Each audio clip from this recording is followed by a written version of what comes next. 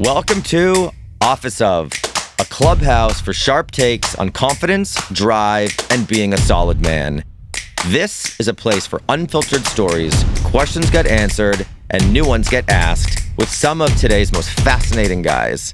This is your space, your story, your rules. Come on in. The door is open.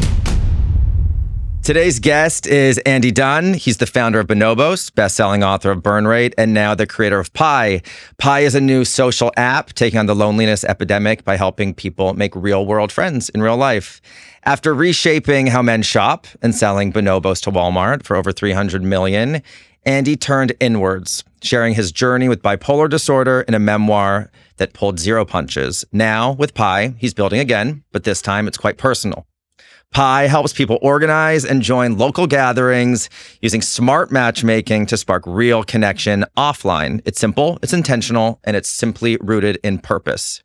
Andy's story is super interesting to me, and I'm very excited to talk to you. It's one about reinvention. It's one about resilience, radical honesty, and I am inspired by how you keep turning personal struggle into collective impact. So welcome to the pod. Let's do this. Thanks for having me, man. You happy to be here? So happy to be here. Let's do it. I'm so excited to talk to you, and we have a lot to talk about, but I'm always curious when I talk to people about what type of kid they were. What type of kid were you growing up? I was a annoying straight A student. I remember going with my dad one time on a road trip, and we went to see his uncle. Yeah. My uncle, his brother. And he goes, "Can you just spite your dad and get a B?" And that was like an early moment in, oh, this is annoying when you get straight A's. Yeah, exactly.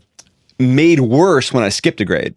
And that was when I started to develop a God complex, because I was like, I'm so good. Yeah. I don't even need to do third grade. Yeah. I'm going straight to fourth grade, bitches. So I'm going. Third grade is what you skipped? I skipped third. And then when you're kind of walking around the school and like the kids you were with, you're now with like that next level of kids, is not a healthy thing to do psychologically to a kid who was already a little arrogant. It's also a really big deal. Like skipping, like at that age from third grade to fourth grade is a huge deal with the people you associate. They're just 1 year older than you, but they seem like they're light years ahead of you. They seem like they're teenagers. And here I cried all summer because I had to learn, my parents had to teach me cursive. Yeah. You remember, did you have to learn cursive? Yeah. And I'm just sitting there being like, Mom, why? Why do I have to connect the letters? I can't do it. And she's like, you wanted to skip a grade. Yeah. But that was sort of those were the headwaters of the things that I dealt with later on, was just being a smarty pants. And then, you hit adolescence, and all of a sudden, like being smart is not the cool thing. Right. And I started to wrestle with all that. And how did you deal with that? Like, did you, in some ways, I'm not going to say dumb yourself down, but you're right. At that age, being like a nerd or super smart was not what was popular. I remember going to a spin the bottle party. And probably most here familiar, like you spin the bottle and then wherever it lands, you kiss the person. And I spun and it hit someone and I was like, I can't.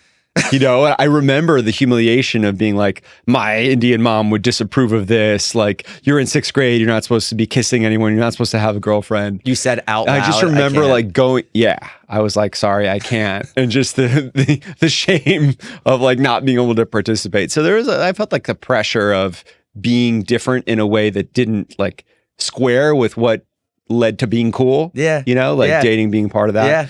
So I got to a place where I was finally accomplished enough academically that I could start to push those boundaries and like get a girlfriend and start partying a little bit. But that wasn't really until I was a junior, senior in high school. Were you a confident kid?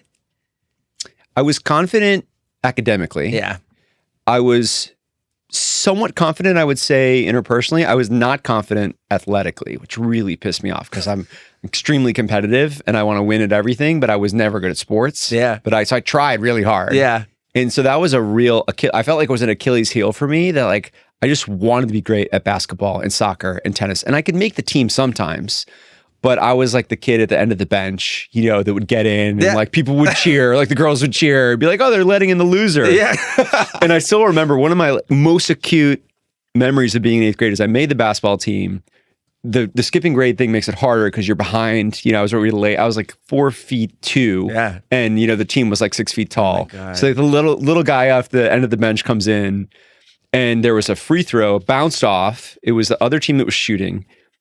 The ball got passed to me and was like, Andy, shoot it, and just like drained it from midcourt. Yeah. And like I remember being celebrated for that. And that was actually what I wanted. Like I wanted to be a good athlete, not a great student, which is common, I think, to that era. But was it the accolades that you got off on? I just like winning. Winning. Yeah, like I played 20 games of blitz chess a day. Like I just like competing. And is that something that's like instilled from your family? I mean, look, in Chicago, there's nothing to do but watch sports. Yeah. Right. Yeah. So I end the night with 45 minutes of consumption of YouTube videos and articles about the Cubs, Bulls, Bears, and now the Sky. I don't know. It's an escape. It's what we do. It's what we talk about culturally. It's what I talk to my dad about, because obviously we're not talking about our feelings. Yeah. Right. So let's talk about sports as some kind of a weird avatar for how we process, anger and resentment and optimism, anxiety. So it just was natural that I wanted to be good at the thing that I saw my idols doing growing up, the Ryan Sandbergs and the Walter Paytons and the Michael Jordans. So it always kept me humble in a way that like other men and boys were dominant at that. And I could never be that. And I think that led to like that coming out and like wanting to compete in other arenas. And I think, business ends up being a good place to work through those feelings of wanting to win. Did that attribute to your drive to want to succeed in whatever success means, like to succeed, to stand out, to get people to pay attention to you and to sort of overcome whatever incompetencies you were dealing with? Totally. Yeah. Yeah, totally. I mean, I think there's sort of like a common theme of, the nerds who are tech titans. Everyone can just picture them in high school being total losers. Yeah. And not being able to get any girls. And then, they kind of make it. And then what do? You buy like a big yacht. Yeah. And, you date a woman that dresses a certain way. For sure. And like you just look at it with these guys out there, or you decide, hey, I'm going to have 15 kids and 5 wives. I mean, these are not well-adjusted people who were doing well as teenagers, right? There's like a lot of repressed stuff going on. And I'd like to think, I'm not quite in that league of disgusting male behavior, but there definitely is an id. And I feel like it comes from a mating instinct. There's like a mating instinct id that is driven by status. Yeah. And the way that you get status when you're young at some level, or at least when I was young, it felt like was by being attractive. For sure. And getting girls. Yeah. And being good at sports. Yeah. And that was the trifecta. If you weren't that, then you could kind of go another route and get really good at music or be a part of the counterculture. And I guess I was sort of like straddling both of those worlds. Like I was the king of the nerds. I was the coolest nerd, but I wasn't cool. And then at some point in life, that it created a lot of impetus and momentum to try to be excellent at what you get to work on when you're older, which is like building shit and building companies. And who do we venerate? Now we venerate, of course, athletes and artists. Also in America, we venerate entrepreneurs. So that becomes an arena where like, oh, okay, I can do that. Like I can play in that arena. Did you know what an entrepreneur was? Like, did you know that I think it might have been you who gave the definition. An entrepreneur is somebody who creates something that doesn't exist. It's out of nothing. Mm-hmm. Did you always want to create something? Did you always want to create something, I guess is my question. I didn't. No, I didn't know what it was. And I wasn't particularly money focused. Mm-hmm. A lot of people I think come at entrepreneurship from let's make money. And, I haven't been affiliated with any companies that have made any money. For me, it's not like I want to just make money. That wasn't the primary thing. And I think a lot of entrepreneurial behavior when you're young, like mowing lawns or, the traditional lemonade stand, or I remember in college, my friends who were entrepreneurial had this box moving company. Oh, yeah. I was like, I don't want to move boxes. Yeah, that sounds miserable. So I think for me, it was later the realization of like, wait, I want to build something that no one else has built yet. Mm-hmm. Like a moving company. Mm-hmm. Impressive if you can build a moving company business, but it's not a terribly new idea, right? It's like these guys are going to go in trucks and load them and unload them. But once I realized, and this came later in life when I was living in Silicon Valley, like, oh, the name of the game here is to build something new that like the world hasn't seen before. That became very appealing. Is that because, and this might be totally out of left field, is that because you didn't want to deal with authority? Is that because you wanted to sort of do something for yourself and you didn't want to have to report to anybody, which I know is not the case when you're an entrepreneur, but in its infancy mindset, you're arguably starting something on your own. Yeah, I felt like I was too lazy to like move boxes or mow lawns. You know, like I'm lazy. Like I don't want to mow lawns or move boxes. But the idea of, oh, all I have to really do is be a person with an idea who can attract capital and hire people. And now we as a team can go do those things. Yeah. That's exciting because then it's like, all I really have to do is talk. You know what I mean? Like if you think about what do you do, it's like, I just talk. You know, that's my job is to talk. And if you think about it, it's like, well, there's different ways of talking. You can talk in a meeting. You can talk in a one-on-one. We're talking here. Yeah. We're not moving any boxes today. No, we're not mowing any lawns. And so that was where I started to be like, oh, this is something I can be good at too. Because I wasn't going to be good at the kind of work that entrepreneurs do who are, you know, blood, sweat, and tears with their restaurant or, you know, the kind of traditional small business entrepreneur. I think that's a different game. In a way, I think those folks are more impressive because they're rubbing pennies together every day. You know, there generally isn't outside capital if you're opening a beauty salon, right? For sure. It's all self-funded. And sometimes I ask myself like, oh gosh, would I be good at that? And I'm like, yeah, I think I could do a falafel restaurant with a smoothie stand, right? Like I think I could pull that off. At one point, I'm sure that also felt like a dream. Like get rid of everything and do something super simple. Sometimes my wife and I joke that like that is the dream is like she's from Brazil to go back to Brazil one day and just have a juice stand. And for sure. Maybe that's where this story ends, but we'll see. For sure. I'm super interested in... There are many moments in my life where I remember where I was, I remember exactly where I was when I got the news that Whitney Houston passed away. There are other very specific moments that I remember. Do you remember where you were and who you were with when you had the idea to launch Bonobos? Do you remember like the moment and the location? First, I want to know where you were when Whitney Houston passed away. I was on 9th Street between 1st Avenue and Avenue A, walking towards Tompkins Square Park, and my friend Alex McDougall gave me a call. And she told me. I wasn't a huge Whitney Houston fan. Yeah, it's a terrible story. I love her music, but it's these like very visceral moments that I remember in my life, and there's countless more.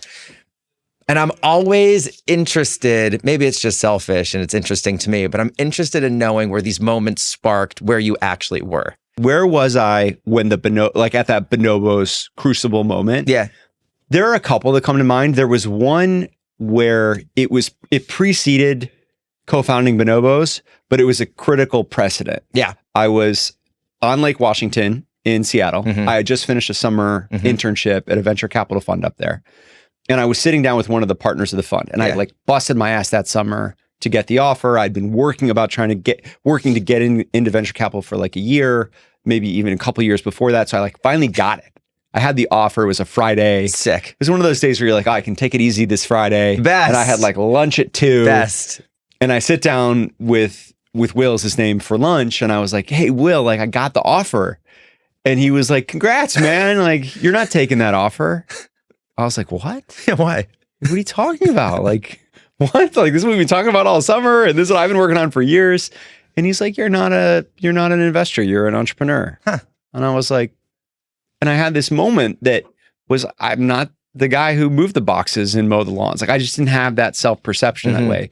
And he's like, look, trust me, I've been on both sides of the fence. This is a guy who had started his own business. He's the inventor, quote unquote, inventor of the wrap, whatever that means. Not the wrap dress. That's DVF. The wrap, like, I don't know, what we used to call like a wrap sandwich. Like, I didn't know if you were talking about like the musicality. No, I wasn't talking about the inventor of rap either. I get it.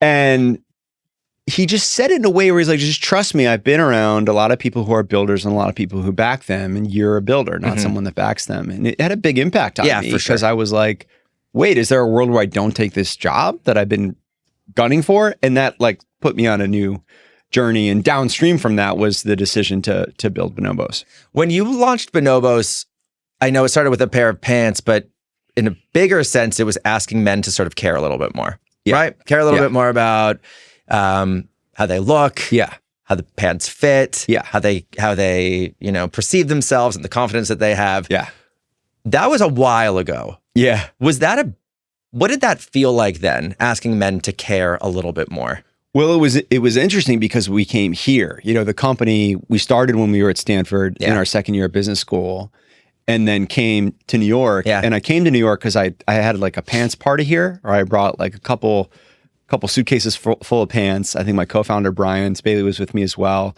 And we laid him out. This guy, we used to call him Tweeter. Yeah. It was his name, Michael Spirito, but his nickname was Tweeter. Why? So I don't know. Yeah. So there's a reason. So we went to Tweeter's apartment, big lofted, beautiful apartment on 14th Street. Yeah. And it was sort of like a New York City, Stanford-y finance guy. Yeah. Like bachelor pad. Like 4 or 5 guys lived there. They used to have big parties. And Tweeter invited all of his buddies to come through because these quote unquote bonobos pants were really cool. And we sold maybe $20,000 worth of pants.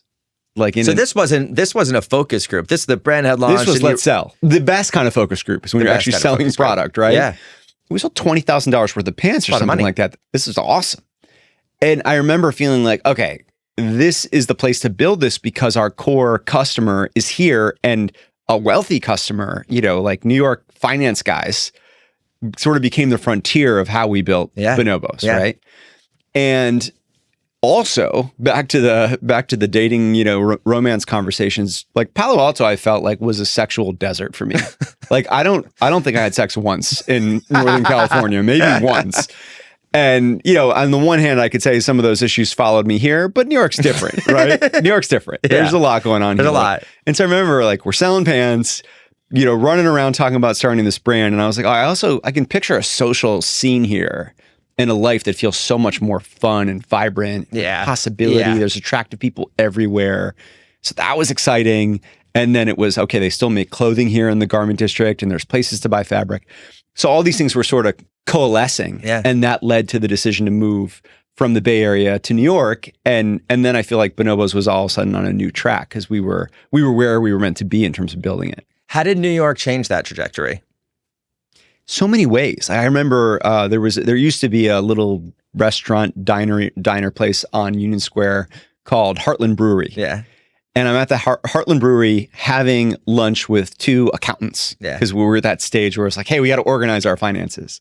And I get a phone call from our first employee, a guy named Dane. I just saw Dane in Paris. He's an accomplished novelist now. So cool.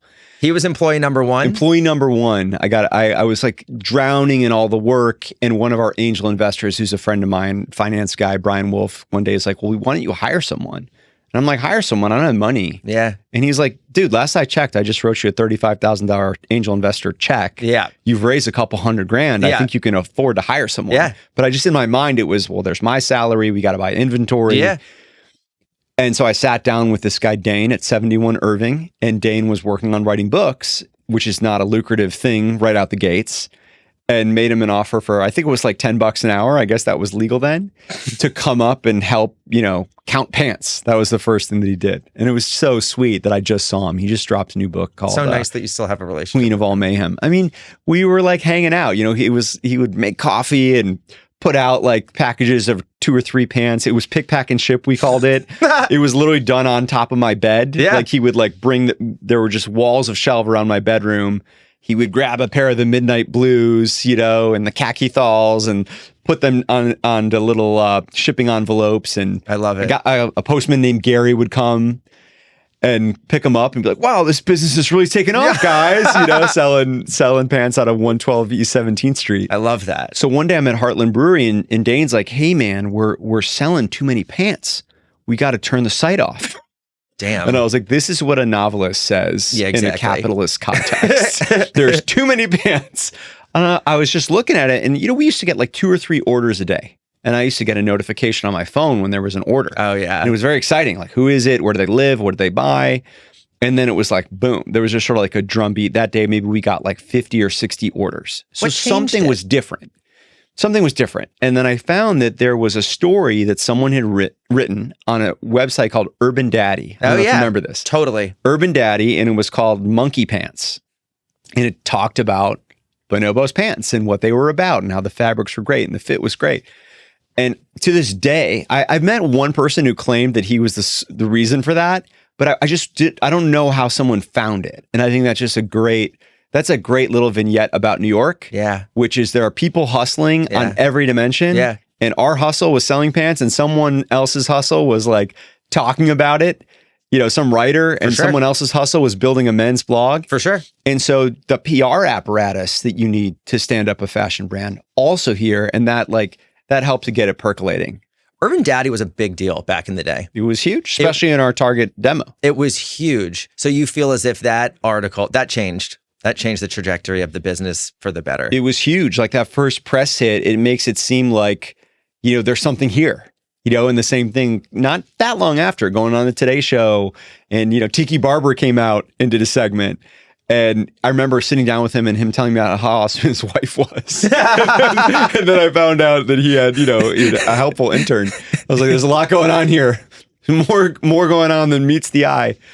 And it was that like drumbeat of press, being around who our core customer was. And back to your question, when I came here, I realized that gay men for a long time have understood and cared how their clothes fit. Totally. The idea of like your butt needs to look good in your pants is not a novel idea. Was not in 2007 in the gay community. In the straight male community, it was new. Like it was a little bit new to care. For sure. And I think there are centers in the world where men care about fit and do fit really well.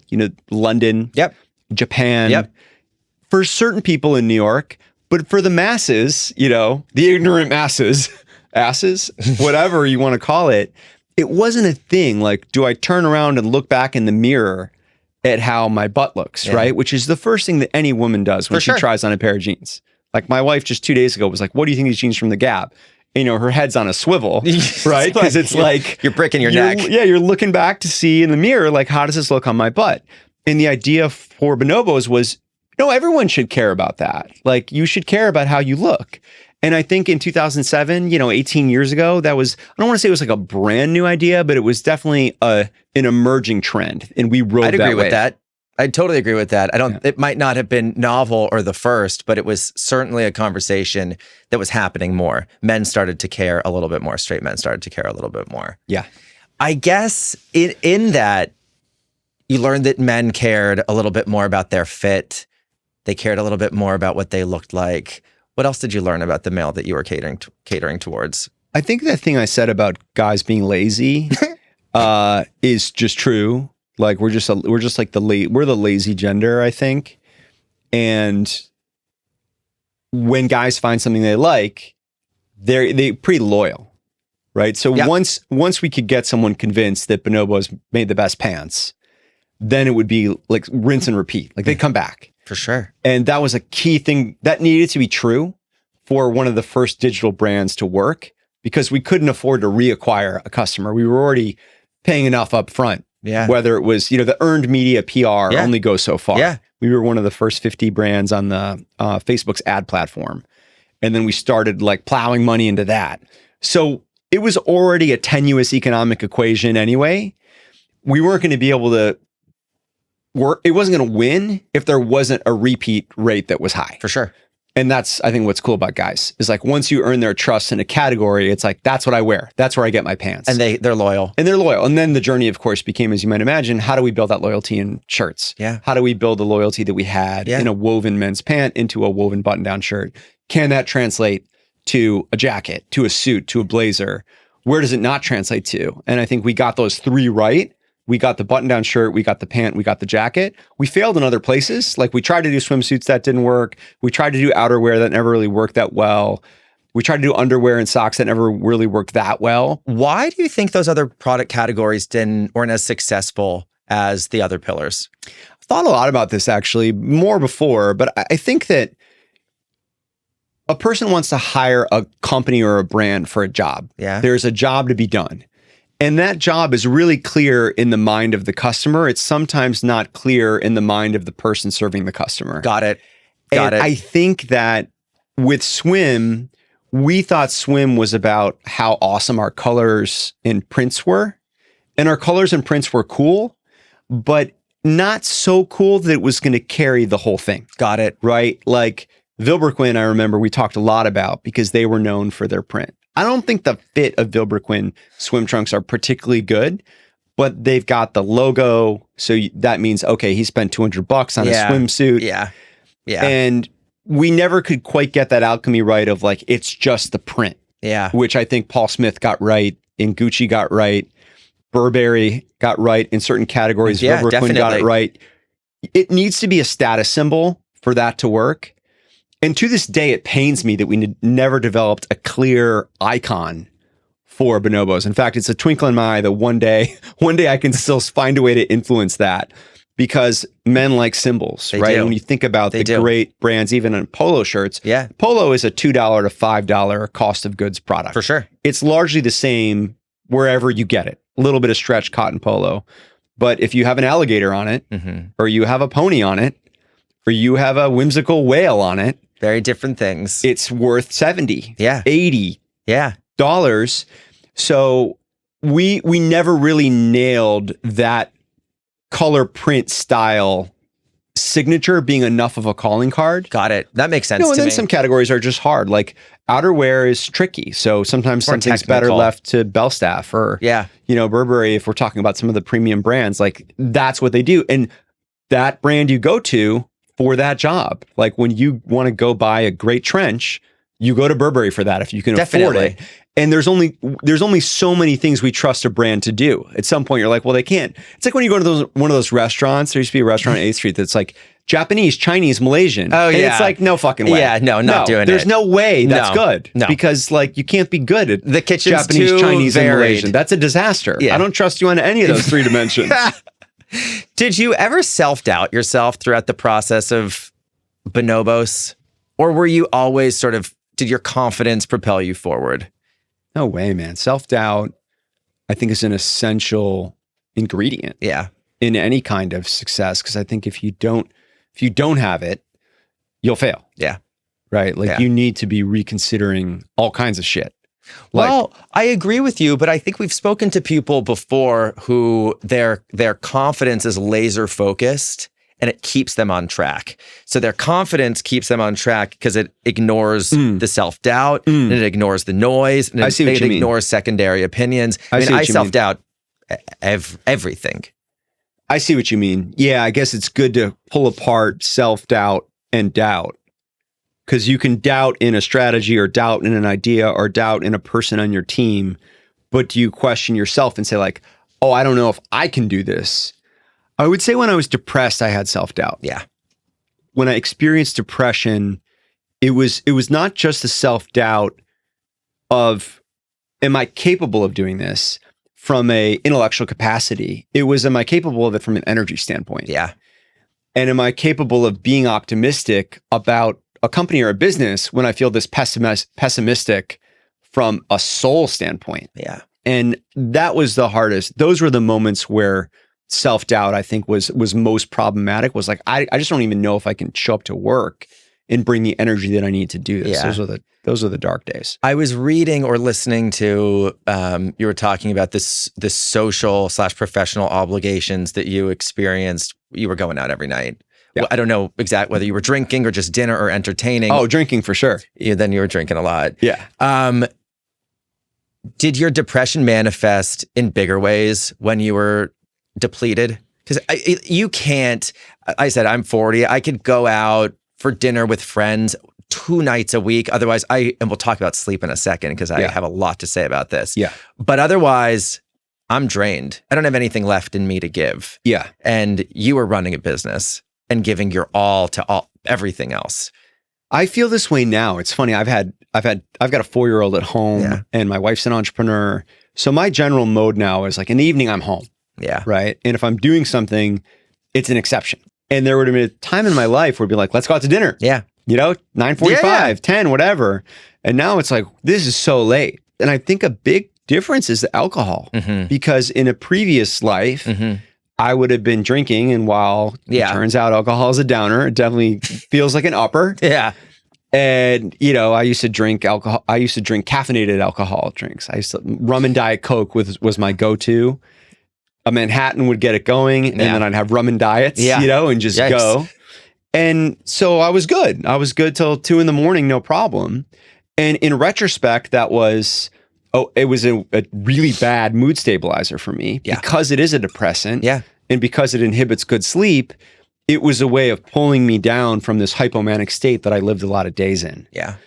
And now that I am highly medicated and have removed drinking, I'm like a normal, quote unquote, there is no normal person, but like I'm normal in that I'm exhausted after a long day and I don't have the third and the fourth wind in me anymore. Sure. And part of that's age too, and part of that's parenting. Yeah. But I would say I don't know how I did it, except I remember how I did it, which is, I was burning the candle pretty hot at both ends. You've been very outspoken about burning the candle at both ends, and you documented a lot of this in your book, Burn Rate. It must have been really, or maybe I'm projecting here, but was it challenging to share your story and be vulnerable about your experience and your feelings? I mean, talking about your bipolar type 1. Type 1. Type 1. Yeah. That's not an easy thing to talk about. That's not an easy thing to share with the world. I don't think so. No. I mean, it was such a journey because it was something happened in phases, right? The first phase was something happened to me and I can't even talk to myself about it. I can't even have the conversation in my own mind.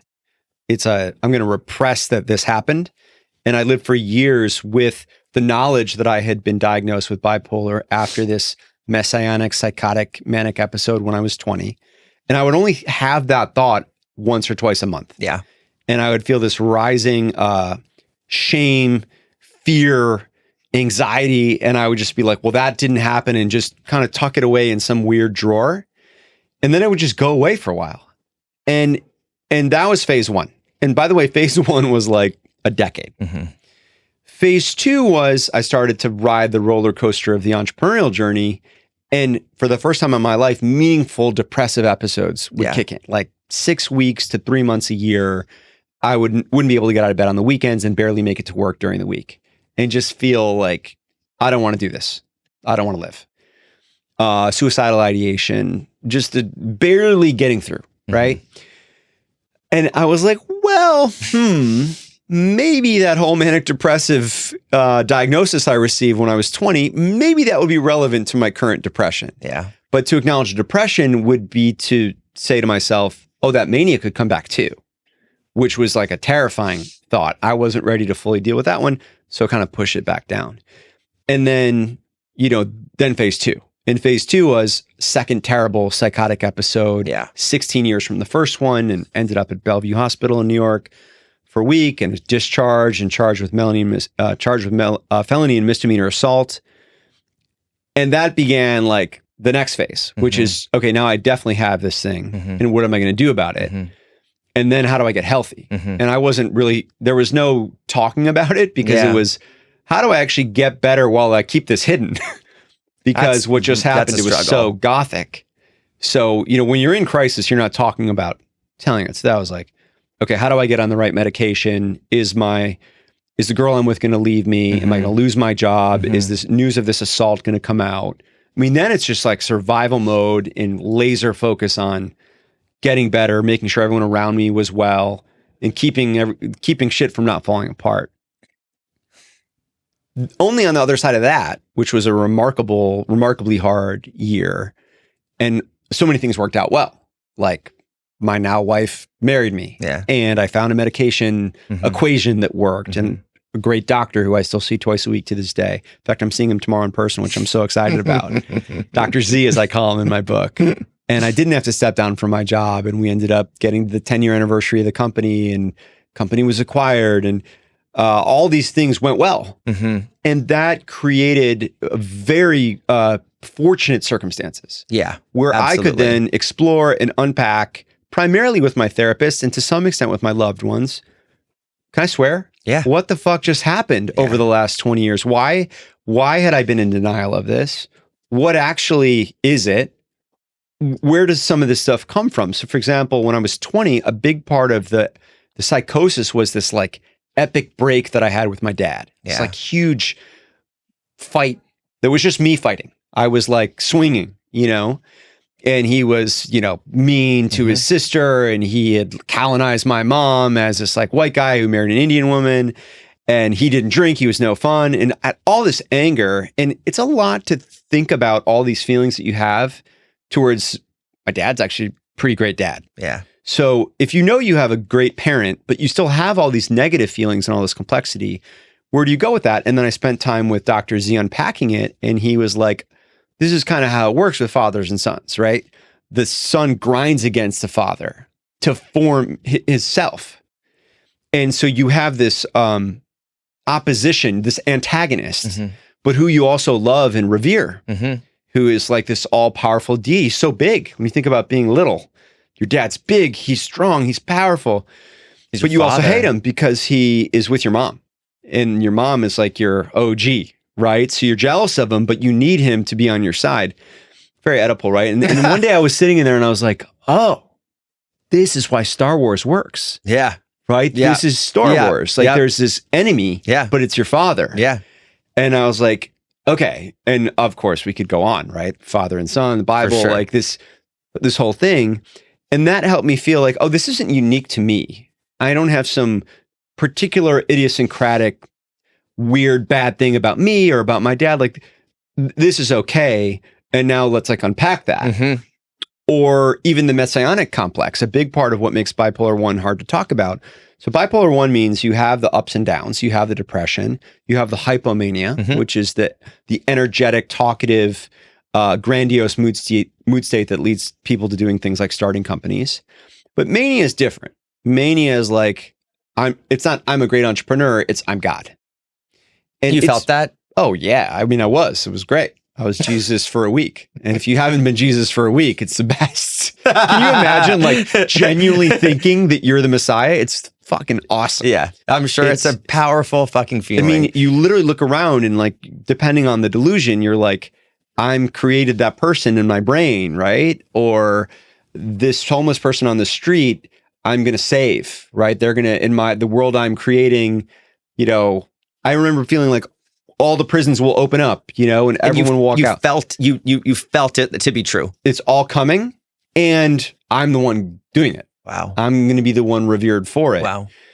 And wow. of course, it's a nightmare for everyone else that you're experiencing this because you're in a delusional, you know, dream state. And I, speaking for myself, it feels, I experience so much shame once you come back and join the rest of the mortal system, being like, oh, now everyone knows I have this thing in me. And so I worked hard with Dr. Z on, he's like, no, look, everyone actually has this God complex in them because we're born unaware of our mortality. Yeah. We're born unaware. Yeah. And then we learn our parents are going to die through Disney. Like that's that's right. The purpose of Disney is to educate children because their parents don't want to tell them that their parents are going to die. And then at some point there's a handoff to Harry Potter. Then there's a handoff to DC Comics and Marvel. Of course, most of the Abrahamic religions of the world are either about heaven or reincarnation, because the idea that we get to be here and then one day we're not is like an unbearable realization. Yeah. And it creates in us a rage against our mortality, right? And so it's natural to have this desire to be forever lasting. Mm-hmm. It is just in the mind of someone experiencing psychosis that it goes from a wish to a thought to a reality. That you are in for a decompensating state, you're not sleeping much, maybe there's substance use involved, and you kind of make this leap to like, well, maybe it is true. Mm-hmm. And for me, it started the same way in 2000 as it did in 2016, which is at some point after we think 1 to 2 sleepless nights, I get to a headspace, which is I actually don't need to sleep. Oh, boy. Everyone else needs to sleep, but I don't. Yeah. And as you can imagine, even an eminently sane person with no trace of any mood disorder or psychosis, if I said to you, I don't want to pretend you don't have some kind of mood disorder or psychosis, but let's say, hey, stay up for the next 4 nights. Yeah. You know, at some point you're going to start to become unwell. Yeah. And with that context and with that frame of mind, I learned I don't have to hate myself that I have this God complex in me, because we all do. It's just whether it becomes manifest as a delusion or not, which is actually a psychiatric event. It's like it's a health issue. Yeah. It's not somehow a stain or an indictment upon one's character. You touched on briefly at the beginning of our conversation, your relationship with your father. You were talking about sports because you weren't talking about feelings. Was there anybody in your life during this period who you were being open and honest with about the struggles that you were actually having? My wife. Fully open and honest with her. Fully open and honest. You weren't hiding anything. I mean, look, there are some conversations I think that were just make sense. You're going to have a more fulsome conversation with your psychiatrist, right? Yes. I don't need to burden my wife with every single thought, but certainly I'll call it 90% of things I felt comfortable talking with her about. There was a final frontier of talking about the dynamics with my family with her that was hard for me because I felt like I love these people, and if I talk shit about them with my wife, am I betraying them? Like that one took a moment. And then one night we had like a really real conversation about it. We'd been married for 5 years probably. And she was like, I've been waiting for this conversation. And the next morning she was like, what just happened? Right. And the difference I learned is that the tradition she was brought up in, which is she's Jewish, mental health is an expected part of the conversation. Like I like to joke, Ashkenazi Jews created depression and anxiety. Oh yeah. Right? I mean, I'm Jewish too. I relate. It's like in the water, and the conversations about it, at least as I've experienced them, are, normal to be in therapy. It might be abnormal to not be in therapy. Yeah. Right. Yeah. And it's very normal to be anxious. Normal. And it's like, yeah, it's sort of like the conversation around disclosure and transparency. It's like, how are you doing? Like, I'm shit, Whereas the culture I grew up in, Indians and Scandinavians in the Midwest, therapy is for a broken person. Yeah. Even now, like I'm the poster child in a small corner of the world for this. Someone in my family, extended family, or nuclear family can be having a mental health issue. They won't be in treatment and they won't take medication. And at some point it's like, guys, I wrote a fucking book about this based on 20 years of compounded familial and personal suffering. And we can't get, for sure, so-and-so to the doctor, and convincing, recently even one of my cousin's moms that it might be okay if she takes medication. It's like we didn't learn anything in some regard. And so that just shows you, if in my family, where the destigmatization has been a part of the family story, those shackles are still on, that there's something wrong. Talking about it, taking meds, seeing someone. Did your marriage get stronger after all this? Because, I mean, your wife endured a lot. So did you, for sure. But your wife seems like an awesome woman, first and foremost. Yeah. Seems like a pretty solid woman. Yeah. Did your relationship get stronger? I mean, it was like a house fell down. Yeah. Which was my whole world. Yeah. And then Manuela was like steel scaffolding. Like there just was like steel scaffolding there of like, I love you. I accept you. You have to take your medication and you have to see your doctor. But if you are taking those steps to take care of yourself, then I'm here. And it's what an awesome woman, first and foremost. And what an awesome like love hug to be embraced in. It was bananas. And so then I had to rebuild who I was. So for me, my loyalty towards her and my love for her increased tenfold during that process. I can only imagine. Because I think a lot of people would have walked at that point. Even if they weren't going to walk permanently, they would have been like, look, we got to take a break. And I remember I wasn't able to talk to her when I came out of the psych ward because there were these charges from violent episode that I had during the mania. And so she eventually, the only communication I got, she liked one thing on Instagram that I posted. And I was like, I remember like ready to cry. Like she's in it. And then she passed a card to my mom the day I was meant to see the judge about everything that happened, which was like a dark day. Like I'm in court and I don't know if there's going to be like some little Business Insider story. In fact, my arresting officer, when he took my mug shots, I was like, are these going to be on the internet? And he goes, dude, you're not the founder of Google.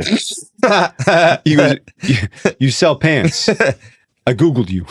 And like I sell a lot of them. That story was too good.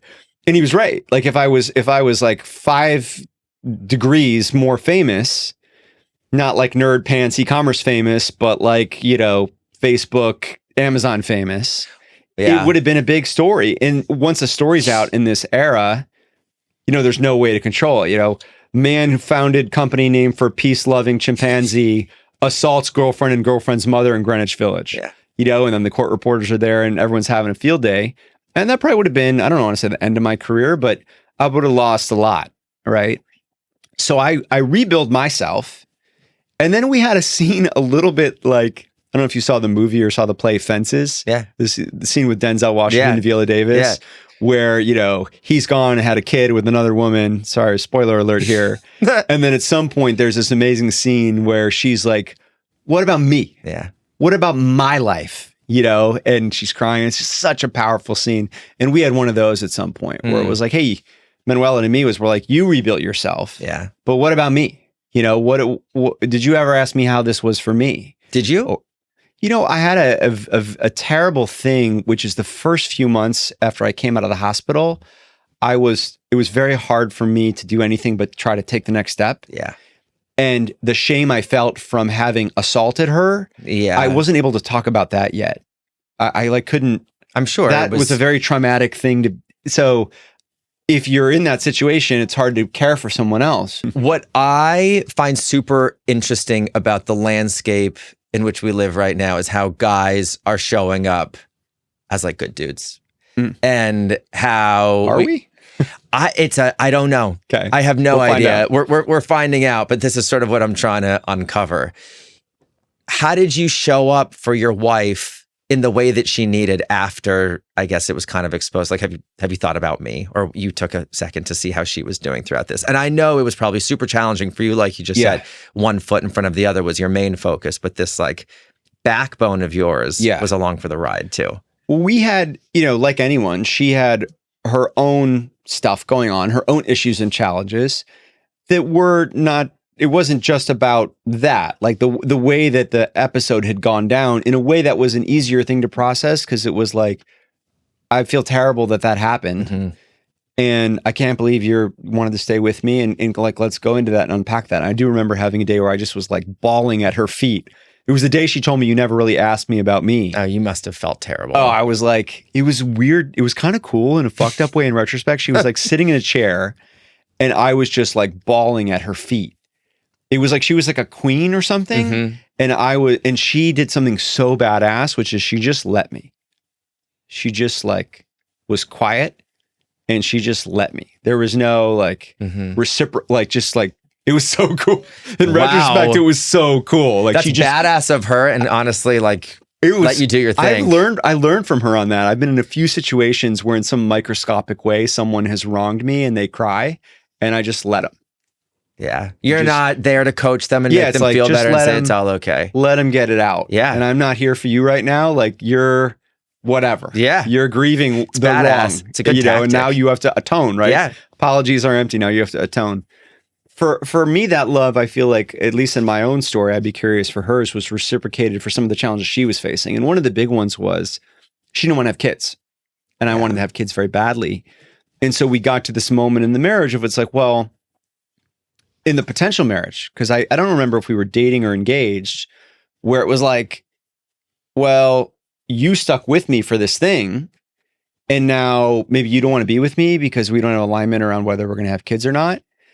And so we're in relationship therapy. And one day I said to her in front of our relationship therapist, I said, look, I want to be with you more than I want to have a child. Yeah. So if you want to, together, you and us both join hands and miss out on the best thing in life together, then let's do it. Wow. And to this day, she's like, did you really mean that? And I'm like, it seemed like the right thing to say. See, but it was sort of cinematic. It was like, I'm going to let her know that she's primary to me. Yeah.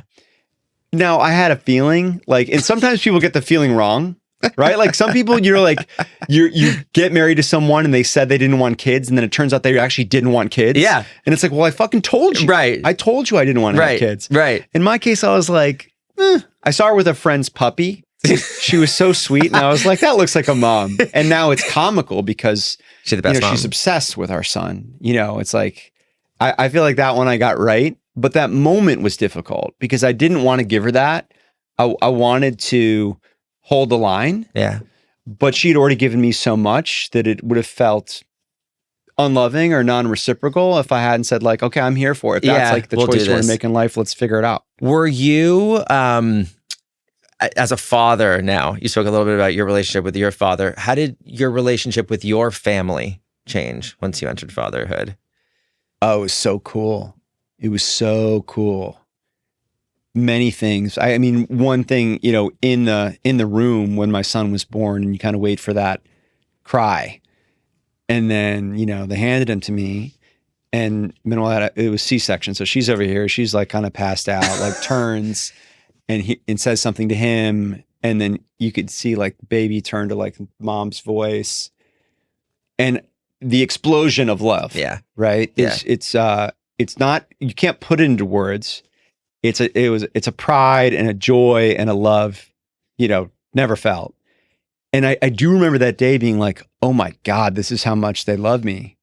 Thinking about my own parents. That's like awesome. Processing it awesome. from the other That's side. So cool. But specifically thinking about how horrifying the bipolar journey was for them. Oh my God. Yeah. And also being aware that this is a genetic issue. And like, I had to get over that. I'll meet someone now who has bipolar, even someone I care for a great deal recently was like, well, I'm not having kids passing down these genes. Yeah. And it's like, no, I get that. Yeah. But don't do that because you're the best. You have so much going for you. And that's part of it. And also, you know how to deal with it. So if any parent is going to know how to handle that, gay parents are probably pretty good with kids who are gay. Totally. Right? Totally. So it's going to be something else that's going to blindside you that you don't have experience with. And so, there was a lot, it was a really beautiful moment to not only feel the love for my son, but to also feel in a new way the love for my parents. That's so awesome. That sounds so cool. It was that cool. Just sounds very cool. Fast forward a few years, you moved from New York to Chicago. Yeah. During the pandemic? During the pandemic. Yeah. And I'm paraphrasing, you correct me if I'm wrong. Your new venture, Pi, was started out of a desire or a need to find more human connection. Yeah. Is that correct? Yeah. In the real world, not online, not on your phone, not on your tablet, in the real world. Yeah. And why was that so important to you? Was it something you were lacking, you couldn't find, or was it just because of you moved from New York to Chicago and you didn't know anybody? Well, it's so interesting because going back to your last question, after our son was born, my parents came out and I'm doing laps in Washington Square Park with my dad talking about politics and sports and fatherhood.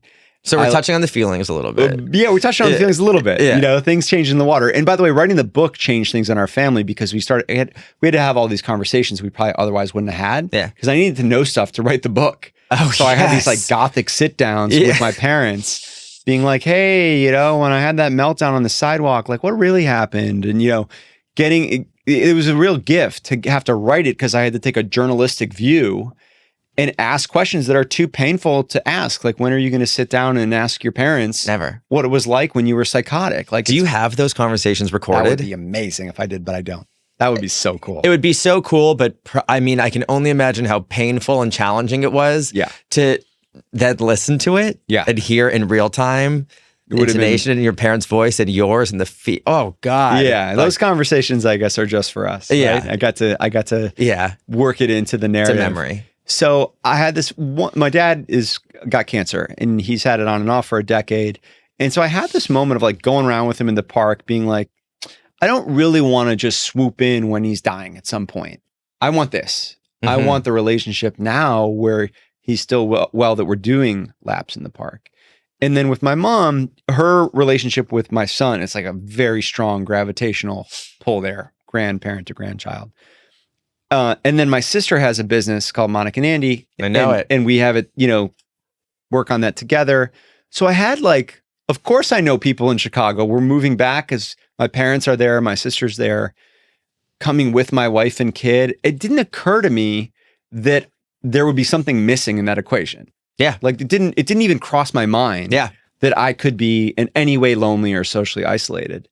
And then about a year and a half in, I was pretty miserable with living there. Friends would ask me like, what's it like? I'm like, miss New York. And one day my doctor, Dr. Z, was like, hey, when's the last time you had dinner with a man? I was like, what do you mean? He said, when's the last time you had dinner with a man? I'm like, you mean my dad?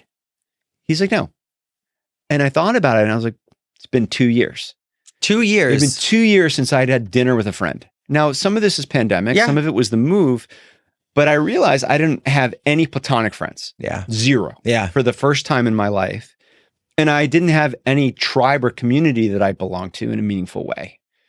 Which for me in New York was Bonobos. You know, I got to be the mayor of a small town. Like it was such a cool company and great culture. Yeah. To say nothing of other communities, right? Like other circles of friends. For sure. I'm sure your social Chicago life had was none of that. None of vibrant. it. And that was like a cool light bulb moment because it was like, oh, I didn't know this was a problem. Now that I do, I can start to get intentional about it. And it also unlocked my curiosity of like, well, how do other people solve this problem? Like, where do you go? What company do you hire for that job? And in poking around, I was like, no, there's no company to hire for it. Like, there's nowhere to go for this. And maybe Pi can become that. And that led to forming Pi. And but what exactly is it? Like, how does it operate and how does it work? Because if I moved to Chicago, luckily I know you and I'd ask you for pancakes, but a lot of people don't, and a lot of people don't have the confidence or even know where to begin. So how does Pi actually work as a product, as a platform? Yes. So Pi is two things to do and people to do them with. Yeah. And those are the two ingredients in friendship formation. In fact, there's an awesome book written by a woman named Dr. Marissa Franco that informed how we built the product. And it states that the two ingredients in a platonic friendship are running into someone 5 to 10 times in a group setting. Okay. And then at some point on that journey, mutual disclosure of vulnerable information. Got it. So you got to keep colliding with someone. And then at some point you go a little bit deeper than the surface level. Love. Right? Very cool. And only then, like, that's the kindling for what could become a friendship. So it invites a question of, well, how do you actually get people to bump into someone 5 to 10 times? Because this is why tools like Bumble BFF or Meetup, you know, they don't work because it's like one time. Well, like you don't know. You're not sharing anything after one time. No way. And if I'm like, hey, what's your number? It's a little bit much, or like, I want to be your friend. We kind of want to not be friends with each other. Yeah. Equally. Yeah. Until we end up friends with each other. Totally. Like that's the way a friendship starts with like a leering mutual disinterest, but a lurking curiosity. Some of my best friends. Yeah. And then it's only in retrospect do you say you're friends, right? Yeah. Like the people are like, do you want to be my friend? And it's like, no, I don't actually want to be friends with anyone that suggests being a friend. Sometimes it can be done cutely. Yeah. Right. I agree with what you're saying. From a place of confidence from the alpha. Yeah. The alpha can be like, do you want to be my friend? Yeah. If they're in the pole position and then it's touching. So how do you get people together on a ritual basis? And that's where we discovered these, what we call IRL creators. Yeah. And these are people that bring others together on a ritual basis, sometimes once a month, sometimes twice, ideally weekly. And the best example of this is the first creator that took off on Pi's platform, a guy named Kyle. Kyle was an alcoholic till the age of 28. He gave up drinking at some point. That meant that on Sunday mornings, he had nothing to do. All his friends were hungover. He needed kind of a new crew of friends. So he put out an Instagram story saying, hey, I'm launching Sunday Morning Club. Come to Oak Street Beach at 10. And like 10 people show up. 9 are his friends. They're like, Kyle, what do we do? One is like a rando from Instagram. And he's like, guys, I brought a picnic blanket and a basket of fruit. And everyone's like, well, this is kind of weird. That's so cool. And they sat down and had a conversation. And then he kept doing it every Sunday. And then he realized he needed to start adding things to do. So he added a beach volleyball bracket. Yeah. And then he added a friend teaching yoga on the beach. But then the game changer was bringing out these kiddie pools and taking buckets of lake water from Lake Michigan, which is pretty cold. Yeah. And the act of filling those tubs up together and then getting in. And then 7 or 8 weeks later, I looked down from our apartment across the street. I try not to work on Saturdays on Shabbat. And I was like, I got to go down there because there were 600 people on the beach. No way. So in a course of 2 months, Sunday Morning Club went from 10 people in a picnic blanket, all of whom he knew, to 500, 600 people on the beach. Now he has maybe 30,000 Instagram followers. And it's a whole movement. And what we identified is there are all these digital influencers who are now building these kinds of in real life communities. That's so awesome. And so Pi empowers that. We're building tools for those creators to be able to host their plans. Amazing. And a big part of that is seeing who's coming. So on a lot of invitation platforms, you kind of see a sea of like gray faces. And what we said is, no, you have to put a photo and we're going to invest in like really good profiles and leveraging AI to make that simple so that you can actually see who's going. Can you picture yourself there? So that's one side of what I would consider to be a two-sided marketplace. Those are our Etsy sellers, right? Those are our Uber drivers. Those are our Airbnb hosts. And on the other side, what we call our joiners, The challenge is, well, I could go to this one or that one, but who do I talk to? Yeah. And so there we're leveraging a 17 question quiz that we give you. And then we apply AI from an LLM to tell you who we think you should meet at that event, or for a more specific and intentional event, if you want to have dinner or coffee or do an activity with people in the Pi community. And so we call that Sparked by Pi. And that's where we figure out who we think you're going to click with and what events have the highest density of people that we think you're going to click with. Got it. And so those are the two sides of what you could think about as a social IRL marketplace. But what was in it for Kyle? Like, why did Kyle want to do this? This is a beautiful thing about these IRL creators. There is a mission part of it for them, right? And the mission is like, I want to bring people together.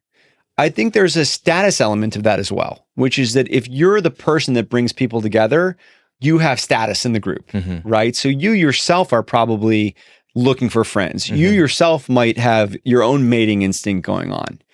And so you get status from doing that. And this is a story as old as time. Why does someone throw a dinner party, right? Why is there that friend who organizes the bar nights? Why is that person on the board of the charity? There's something fun about bringing other people together and there's status to be gained from it. And what we're trying to figure out is, can we also help these people make money? Can we turn it into a gig economy? Because that's when you get a really big marketplace, is when there's also an economic incentive. Yeah. So we've been experimenting with what we call the Pi Creator Fund, where we will pay select creators who are doing a great job money to put on these recurring plans. Yeah. And then we're working on the subscription and membership and ticketing and brand partnership revenue streams that will enable us to maybe create an economy. And if that starts to work, this is going to be an Uber or an Airbnb sized company, because I hope it does. Then you've got the forces of capitalism conspiring with the forces of friendship and relationship formation and community building. Love it. And we need that. We need those things to come together. Are more men or women showing up? It's pretty even. Cool. It's between, 45, 55, 55, 45, depending on the group. And it's exciting because on the one hand, we know that there's a social isolation and loneliness epidemic for men. Definitely. That's really acute. And we know that men tend to be slower or incompetent at getting to the vulnerable disclosure. It's not easy for guys. And so that's good. And we also know that if you want, at least talking about straight men, to go do something socially, there needs to be a lot of women there as well. Yeah, yeah. And, social isolation and loneliness is gender indiscriminate. Right? It's like we talk about men, but it's not as if it's not a challenge for women either, particularly with where we focus, which is people who are new to a city. Yeah. Because people who are new to a city are at the most acute moment of that. And no matter who you are, you're socially isolated when you move somewhere and you don't know anyone. In all of this, how did you figure out to meet somebody like Kyle? So it was interesting. Before we were identifying and finding that there were people who host these recurring plans, our own team started to host recurring plans to learn about it. So I hired 4 Gen Zers, and Sam, Gustavo, Marty, and B, and we just created our own franchises. So B had 2 or 3 she did. She did Gals Playing Pool, she did Stitch and Bitch, and she did Heartbreak Club, which were also much more fun and inventive than anything I would have imagined, right? Because I was like, we should do something in dating. And she's like, no, let's do Heartbreak Club. And let's focus on people that are in it. Which is could or could not be conditions for dating. Or Gals Playing Pool, I thought was so fun because like women want to play pool too. Totally. Well, you got a bunch of roosters strutting around the table in the middle of a bar. It's not exactly like great conditions for it. Or inviting. But one of the tricky ones was, how do we get straight guys to come together for friendship? And so Sam on the team, 23 years old at the time, was living with his parents before we hired him. Kind of like right in the demo of like new to the city, out of college, trying to get came up with this idea called Dudes Getting Pancakes. And Dudes Getting Pancakes was just like the lowest fidelity, like least douchey, most inviting way to get 6 guys around a table just like talking. It's awesome. And it started to work. We had like 1 table, on a Sunday, and then 2, and then 4, and then 6. And that was the beginning of the realization of like the rhythm of getting people together and having the theme be like niche, funny, memorable, approachable. And we were doing so many of these different events at some point that the team was going to burn out. And that's when we ran into Kyle and a few other people like him, and was like, wait, we don't need to host all these events. We just need to empower the people that put them on.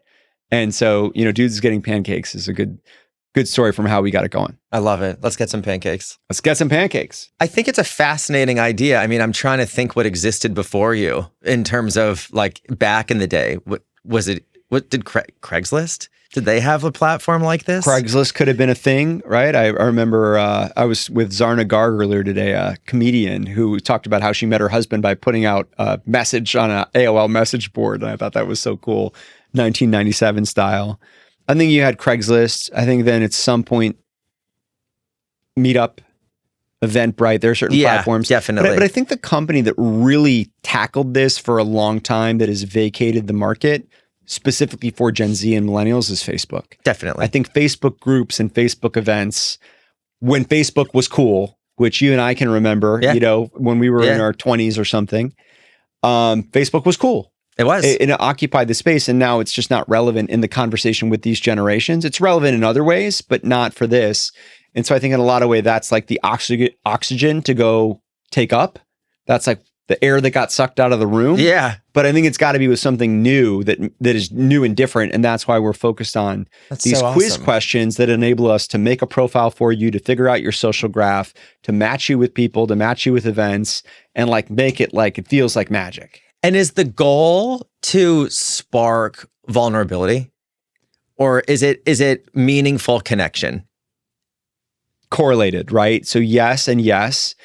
And sparking vulnerability as you describe it, you can't overrush it, right? But you can do it in the way that we create prompts in the app for group hangouts is built towards doing this. So for example, we're going to be able to seed the group chat when we make a match within a larger event with things that, like almost simulating the conversation that you could be having as if you already had a text exchange, right? I love it. Just to the right amount, right? Yeah. Or we can create prompts in a dinner that's happening of like topics that you could hit, but let people kind of upvote and downvote beforehand to build suspense. And so I'll just give you an example. I went to one of our Pi Sparked dinners. And actually, to be honest, I wanted to go home that day. I was a little tired. I was like, oh, how does this work? I got to go. I don't want to meet new people. And I sat down, and it was 5 people that I never would meet in Chicago. 2 public school teachers, a drummer in a blues band, a geologist. I was like, this is amazing, first of all, because I know Chicago is a great city and it has got such a rich tapestry socially. But I only know like the most boring people in the world, which are like parents of young children. Parents of young children, we are the most boring. We are so boring. Yeah. Right? No kids, so I can't speak to We it. are disasters in terms of like being fun to hang out with. So I want to get out of like hanging out with people that I already know. And the drummer in the band, it was funny because like I ordered sparkling water with bitters and a lime. And then 2 other people ordered like non-alc stuff. And the guy who'd gotten there first with the beer, this Colombian Spanish teacher, he had a glass of beer. He goes, "What is this, a fucking intervention?" and the topic came up of like, because it's 5-6 people meeting. Alcohol is going to generally help, right? And you sit down and get a beer, and 3 people don't order. So someone was like, "Hey, why aren't you drinking?" And we, it was the guy in the band, and he was like, "Oh, I just got out of rehab," right? And just like gets a little quiet. Yeah. Tell us about that. And he was rolling around on the floor of a Chicago public health facility like 6 weeks earlier, was there. I mean, really went through a very, very hard thing. And so that just short circuited the whole thing, and it advanced like the vulnerability conversation. We relatively like immediately. 3 or 4 stages immediately. And then, just cool things happened that same night. There's an after party that we do after the dinners. And there was a woman named Autumn at the table who's like, "Hey, I brought some cake for Bill for the afters." And I was like, wait, what? The afters. She'd met him the previous week at a Spark dinner. So I'm like, all right, well, I'll deliver it. But what kind is it? She's like, almond flour, olive oil. I was like, can I have a bite? Delicious. So there's like a half-eaten cake. And I go to this after party and I'm like, where's Bill? And then I meet Bill, and Bill's like, "I've got something for you." And he opens up his leather jacket and turns on a flashlight, and he's just got like hanging like little baggies of different kinds of drugs and edibles. And I'm like, "Are you a drug dealer or what?" And he's like, No, I just, recently had a loss in the family and ran into some money and feel like my job is to bring the party out. Really? And I'm like, those days are over for me. Yeah, go but wild, you're have hilarious. Fun. Well, who'd you lose in your family? And he goes on to tell me about, he just lost his sister. Mm. And so then we sat down for like an hour and talked about that. And so that night I came home and I told my wife, I was like, I just had the most incredible night. And she's like, oh, where were you? I was like, I was at a pie thing. She's like, well, isn't that what you're going for? And so it just showed that like, if you can get people in a room with people they might click with and get to a little bit of a deeper level of conversation, that is just beautiful. And that's what we're going for. I don't know if you'll want to answer this question or if it even makes sense, but equal weight could be put on people in your orbit, meeting people and having meaningful connections. You put a lot of weight, and there was a lot of emphasis when you sold your business for $300+ million to Walmart. Is there one that brings you more joy? Between bonobos and pie? I mean, there was this thing that kind of haunted me with bonobos at some point, which was I just knew that the joie de vivre behind the brand had been my co-founder who I had a falling out with. Yeah. And he'd been the one that was the inventor of the product. He was the one that picked the fabrics and had the vision for this better fitting pant. And I had so much passion and enthusiasm as a customer, as well as for this new way of building the brand, which is internet driven. But what I realized in retrospect is passion for the product and passion for the distribution innovation are different things. And passion for the product is primary because it's like what you're making. And for me, I always felt on some level like, it's just menswear. You know, like at the end of the day, it's just clothing. And men's clothing is done well by a lot of people, right? Like there's other good men's clothing. And I started to feel like there wasn't going to be a way to build like the winning iconic company in the whole category. We can't win. Comes back to that dysfunctional competitiveness, right? Like we can just fight for years to be as big as J. Crew Men's, which I think we now are. So I told myself, if I ever start a company again, I want to feel like the mission of the company is something that I would do in a world where there was no money. Because I wouldn't make clothes in a world with no money. Right. Like I just wouldn't. I think other people are really good at making clothes. Yeah. And I don't think I was better at that than everyone. Yeah. With social isolation and how do we help humans form connections offline in a world that's been taken so online? That's something that gets me up every morning in a different way. And maybe that's how the story I tell myself now, because there's also like all the medication and treatment that I have where like I'm also more balanced in a way. I wish I could take this balance and apply it to the bonobos days, but life doesn't work that way. So I do feel like I don't grapple with that. I remember having that conversation in my own mind of like, oh, it's just clothes. Yeah.